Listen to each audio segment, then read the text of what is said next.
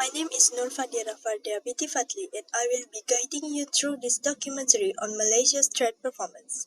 My focus is to examine how our domestic exports, re-exports, and overall trade trends have evolved in recent years and what these changes mean for our economy.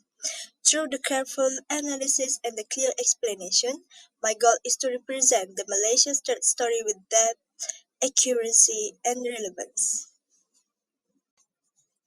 First, overall trade performance of Malaysia shows a good and positive trend. After the pandemic in 2020, Malaysia's trade has recovered and expanded, where the Malaysia has maintained the trade surplus and repeatedly passed the RM1 trillion mark. However, there was a decline pattern during 2020 due to the global economic slowdown and the COVID-19 pandemic. As you can see, on the mid-2021 onwards, Malaysia's trade began to recover, aligned with the global demand reopen. The trade continued growth into 2025, but with month-to-month volatility, and Malaysia has recorded the highest cumulative trade values for January to August 2025. A dramatic changes that reshape the economic landscapes. This is the story of that transformation. In early 2020, global uncertainties created a slowdown. Domestic exports hovered between 60 to 80 million dollars, where re-exports remained modest. But as a recovery began, both sectors slowly regained the momentum. The world was reopening and the trade followed. Late 2021 marked a turning point where the domestic exports surged past $120 million, showing a strong resurgence in national industries. Re-exports also climbed, boosted and by the growing demand for transit goods and the logistical services. This period recorded the strongest growth for both segments. By 2023, domestic exports stabilized at the higher levels, consistently above $120 million. Re-exports, while increasing, has displayed the significant fluctuations. The rises and dips reflected the shifting patterns of global supply chains and the consumer demand. In 2025, both sectors continued to play their important role. During the pandemic, consumption goods fluctuated around 35 to 40 billion US dollars. However, as economic restrictions ease, we start to see a clear upward trend. By late 2021 and through 2022, consumption goods rose significantly, reaching above the 60 billion US dollars, which represents the highest peak in the entire timeline.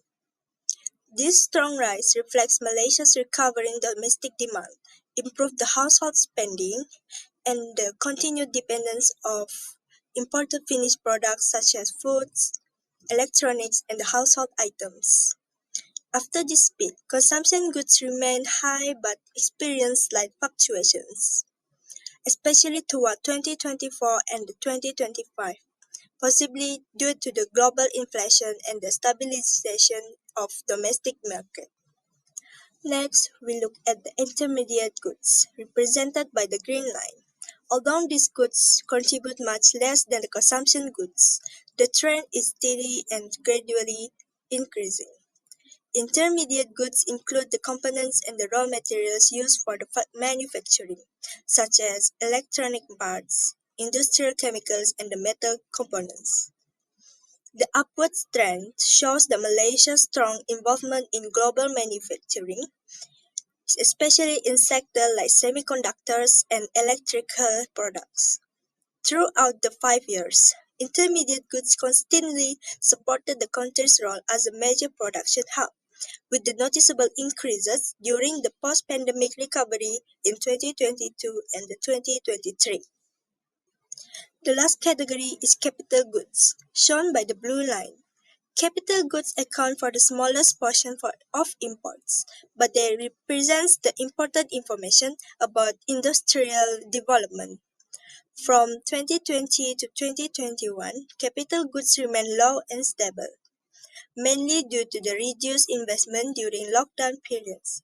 However, after 2022, we can observe a gradual increase.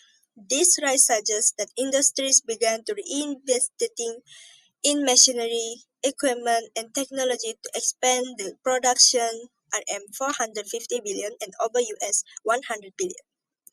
This makes E&E the backbone of Malaysia's export economy. The significant contribution of the sector also aligns with Malaysia's position as a major global producer of semiconductors, integrated circuits, electronic components, and the electrical appliance. In terms of GDP, and EAE industry contributes a large share to the manufacturing sector, which accounts for roughly one quarter of Malaysia's total GDP. Its strong export performance in 2025 highlights the Malaysia's continued role in global supply chains, especially in the Asia-Pacific region. Moving on to the second major sector, we have petroleum products. This sector is the next largest contributor after E&E, although its export value is much lower, sitting around RM 100 billion. Petroleum products include the refined fuels, petrochemicals, and the other oil-related goods. Malaysia's strategic role as both an oil producer and regional refining hub supports this sector. In terms of GDP contribution, petroleum and petrochemicals play an important role within the mining and the manufacturing sectors, contributing significantly to both national revenue and the country's debt surplus. Next, we look at the palm oil and palm-based products. We show export values close to RM 80 billion. Malaysia is one of the world's largest producers and exporters of palm oil, and this sector remains a critical pillar of the national economy. Palm oil contributes strongly to agriculture GDP, providing the employment to rural communities, supporting downstream industries like oleochemicals and generating the essential export earnings.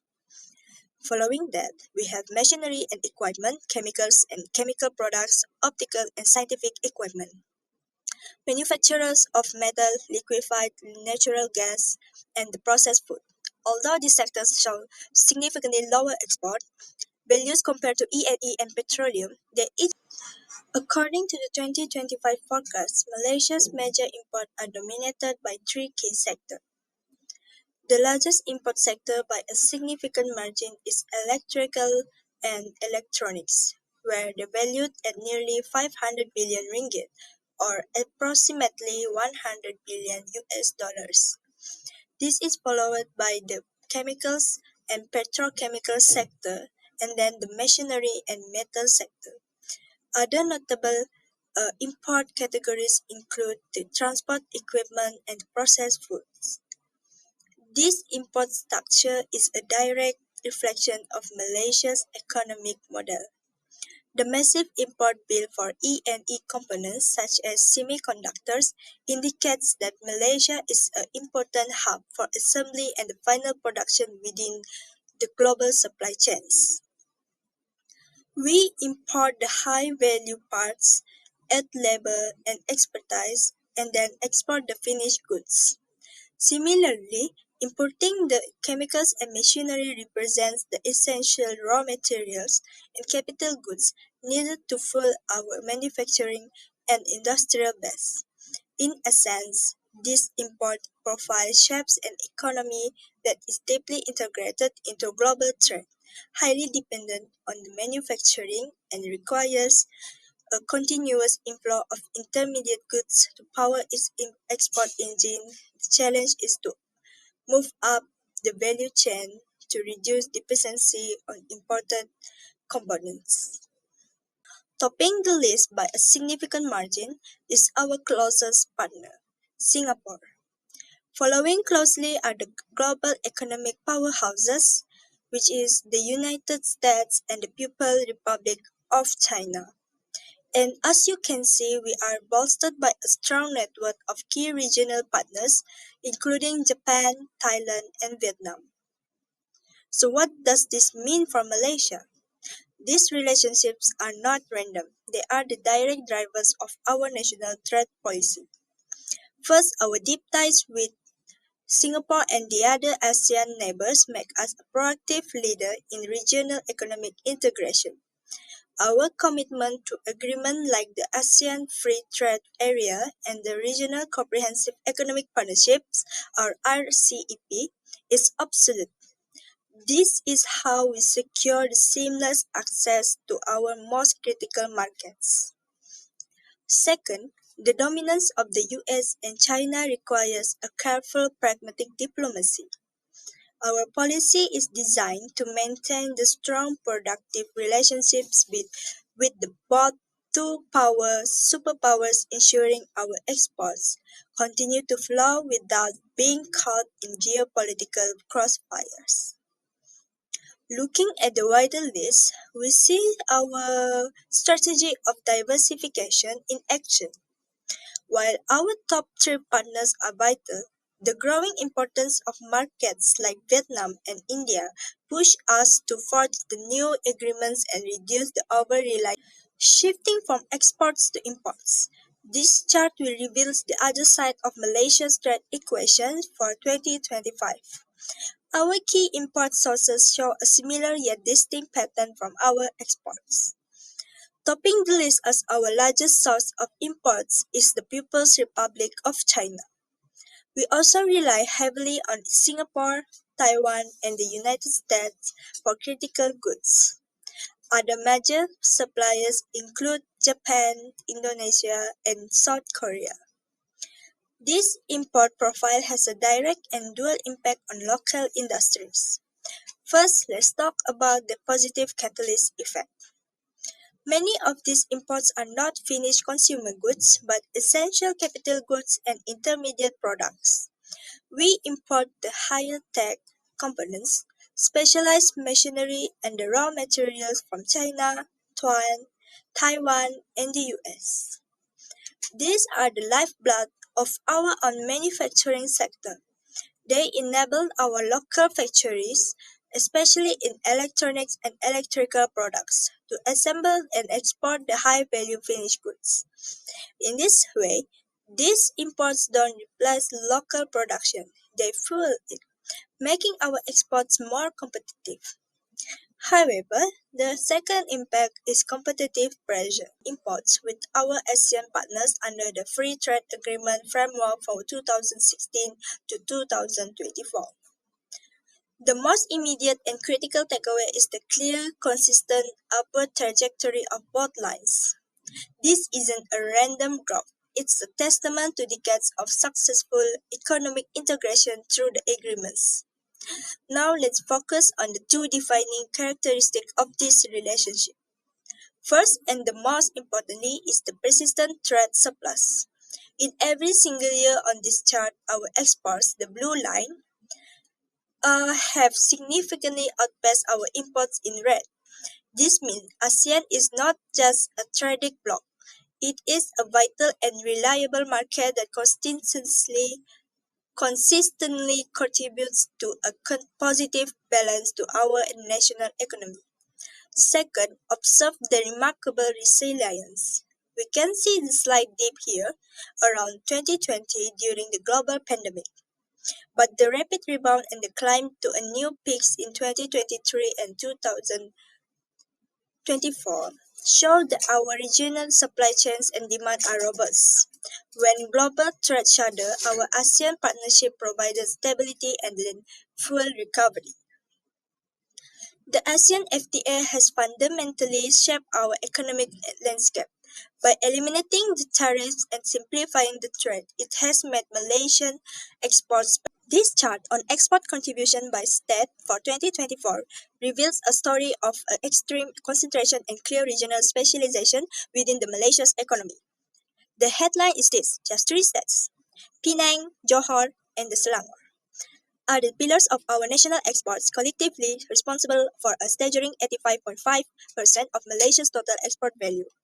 The rest of the country contributes marginally, with Sarawak being the only other significant player. Penang, as the undisputed leader at 39.7, is the nation's electronic and semiconductor powerhouse. Selangor, at 21.3%, leverage its position as a central logistics and services hub with diverse exports from automotive to machinery flowing through the port club. while Johor at 24.5 acts as the southern gateway, with its economy powerfully linked to Singapore. This concentration, however, points to a significant regional economic disparity. The dominance of the Penang, Selangor,